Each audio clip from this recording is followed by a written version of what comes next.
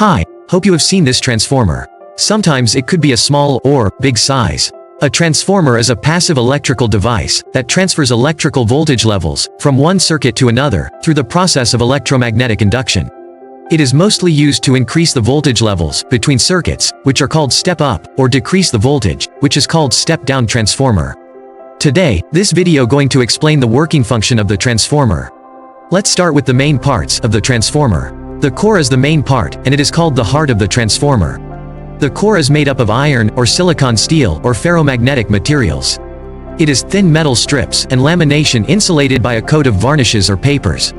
The core of the three-phase transformer consists of three limbs in the same plane, and each limb carries both low voltage, LV, winding, and high voltage, HV, winding.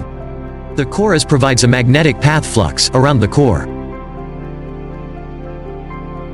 The first winding is also known as a coil. When it is supplied by an alternating electrical source, the alternating current through the winding produces a continually changing and alternating flux surrounding it. If another winding is brought close to the first winding, some portion of this alternating flux will link with the second winding. As this flux is continually changing the amplitude and direction, there must be a changing flux linkage in the secondary winding or coil. According to Faraday's law of electromagnetic induction, there will be an EMF induced in the second winding. If the circuit of this secondary winding is closed, then a current will flow through it. This is the basic working principle of a transformer. The winding which receives electrical power from the source is known as the primary winding. The winding which gives the desired output voltage, due to mutual induction, is commonly known as the secondary winding.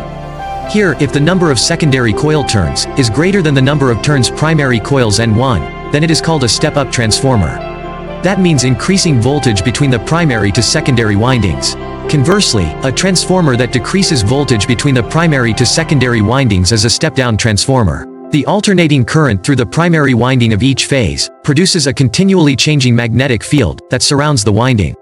Here this magnetic field is linked with the secondary winding by magnetic flux, which flows through the transformer core. EMF will be produced at the secondary winding based on Faraday's law. And this induced EMF is defined as mutually developed EMF. Insulation is needed between the primary and secondary winding to prevent short circuits. Finally, to receive electric energy from the transformer, insulated bushings are needed. During its working, or transferring the power from the primary to the secondary winding, various energy losses happen. Like eddies current losses, hysteresis losses, and copper losses. All these losses generated heat. To prevent heat, transformer oil is used inside the tank. The main role of transformer oil is to act as a coolant and to insulate.